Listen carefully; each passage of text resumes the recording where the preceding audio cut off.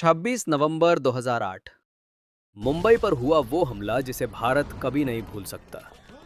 166 लोगों की मौत, 300 से ज्यादा लोग घायल और 10 आतंकवादियों में से सिर्फ एक जिंदा पकड़ा गया। नाम था अजमल कसाब। अब लगभग 18 साल बाद उसी केस की कोर्टरूम स्टोरी बड़े पर्दे पर आने वाली है। राजकुमार राव इस फिल्म में एक ऐसे लॉयर का किरदार निभा रहे हैं जिसने सिर्फ एक टेररिस्ट के खिलाफ केस नहीं लड़ा, बल्कि पूरी दुनिया को भारत के न्याय तंत्र की ताकत दिखाई। लेकिन सवाल यह है, क्या फिल्म पूरी तरह रियल स्टोरी पर आधारित होगी? कसाब के ट्रायल में आखिर हुआ क्या था? क्या पाकिस्तान ने सच में उसे अपना नागरिक मानने से इनकार किया था? और आखिर उसे डेथ सेंटेंस तक कैसे पहुंचाया गया? आज की इस वीडियो में हम पूरी कहानी समझेंगे। 26 नवंबर 2008 की रात समुद्र के रास्ते पाकिस्तान से आए 10 लश्कर-ए-तैयबा टेररिस्ट्स मुंबई पहुंचे।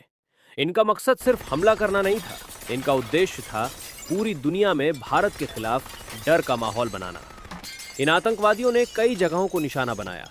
CST railway station, Taj hotel Oberoi, Trident Nariman house, Leopold cafe, Cama hospital. करीब 60 घंटे तक ऑपरेशन चला। National security guard NSG, Mumbai police और मरीन कमांडोज ने मिलकर आतंकवादियों को मार गिराया। लेकिन एक टेररिस्ट जिंदा पकड़ा गया, अजमल आमिर कस्साब। यहीं से शुरू हुई भारत की सबसे चर्चित कोर्ट रूम प्रोसीडिंग्स में से एक। ऑफिशियल जानकारी के अनुसार यह फिल्म केवल अटैक नहीं दिखाएगी, इसका सबसे बड़ा फोकस होगा कस्साब का कोर्ट ट्रायल। यानी अटैक के बाद अदालत में क्या हुआ, एविडेंस कैसे जुटाए गए, विटनेस ने क्या बयान दिए, प्रोसिक्यूशन ने कैसे साबित किया कि कस्साब ही हमले में शामिल था, और आखिर जज ने डेथ पेनल्टी क्यों सुनाई। यानी ये एक कोर्टरूम ड्रामा होगी, इसलिए इसमें एक्शन कम और लीगल बैटल ज्यादा देखने को मिल सकती है।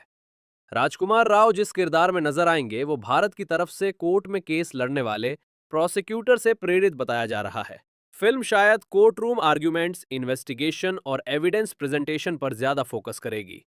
हालांकि अभी तक मेकर्स ने कैरेक्टर की पूरी जानकारी सार्वजनिक नहीं की है, इसलिए यह संभव है कि फिल्म में कुछ फिक्शनल एलिमेंट्स भी जोड़े जाएं ताकि कहानी ज्यादा सिनेमैटिक लगे। असल कहानी किसी फिल्म से कम नहीं थी। कसाब ने शुरुआत में अपना नाम तक गलत बताया, उसने कई बार बयान बदले, लेकिन इन्वेस्टिगेशन एजेंसीज के पास इतने मजबूत एविडेंस थे कि उसके झूठ ज्यादा देर तक नहीं टिक पाए। पुलिस के पास थे CCTV footage, fingerprints, DNA evidence, weapons, GPS data, satellite phone records, surviving witnesses. सबूत इतने मजबूत थे कि कोर्ट में बचाव की लगभग कोई गुंजाइश नहीं बची।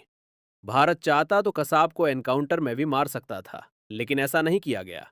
उसे जिंदा रखा गया, मेडिकल ट्रीटमेंट दिया गया, लॉयर उपलब्ध कराया गया, ओपन कोर्ट ट्रायल हुआ, एविडेंस पेश किए गए, क्रॉस एग्जामिनेशन हुई, अपील का पूरा अधिकार दिया गया। यही भारत के लोकतंत्र और न्याय व्यवस्था की सबसे बड़ी ताकत मानी गई। भारत ने दुनिया को दिखाया कि सबसे बड़े टेररिस्ट को भी कानून के अनुसार ट्रायल मिलता है। शुरुआत में पाकिस्तान ने कसाब को अपना नागरिक मानने से इनकार किया, लेकिन बाद में इन्वेस्टिगेशन में मिले कई सबूतों और अंतर्राष्ट्रीय दबाव के बाद ये स्वीकार किया गया कि कसाब पाकिस्तान के पंजाब प्रांत के फरीदकोट गांव का रहने वाला था। उसके परिवार की भी पहचान हुई। ट्रेनिंग कैंप्स और लश्कर-ए-तैयबा के लिंक्स भी जांच में सामने आए। 2010 में ट्रायल कोर्ट ने कसाब को डेथ सेंटेंस सुनाई। इसके बाद मामला हाई कोर्ट गया, फिर सुप्रीम कोर्ट पहुंचा। उसके बाद मेसी पिटीशन भी दायर हुई। जब सभी कानूनी विकल्प समाप्त हो गए, तब 21 नवंबर 2012 को महाराष्ट्र की यरवदा जेल में उसे फांसी दी गई। पूरी प्रक्रिया बेहद गोपनीय रखी गई थी। अगर फिल्म पूरी तरह कोर्टरूम ड्रामा रहती है तो इसमें देखने को मिल सकता है investigation, witness testimony, cross examination, evidence presentation, legal arguments, जज का फैसला, जस्टिस सिस्टम की प्रक्रिया। यानी ये सिर्फ टेरर अटैक की कहानी नहीं होगी, बल्कि उस लीगल बैटल की कहानी होगी जिसने भारत के कानून की मजबूती दुनिया के सामने रखी। अब सबसे बड़ा सवाल, क्या राजकुमार राव की ये फिल्म सेक्शन 375, जॉली, एलएलबी जैसी बेहतरीन कोर्टरूम फिल्मों की सूची में शामिल हो पाएगी, या फिर ये सिर्फ एक पैट्रियोटिक ड्रामा बनकर रह जाएगी? इसका जवाब फिल्म रिलीज होने के बाद ही मिलेगा। लेकिन इतना तय है कि अगर मेकर्स ने रियल इवेंट्स को ईमानदारी से दिखाया तो प्रहार 26/11 के बाद चली सबसे महत्वपूर्ण कोर्टरूम प्रोसीडिंग्स को नई पीढ़ी तक पहुंचाने का काम कर सकती है। आपकी राय क्या है? क्या ऐसी फिल्मों का बनना जरूरी है? कमेंट्स में जरूर बताइए।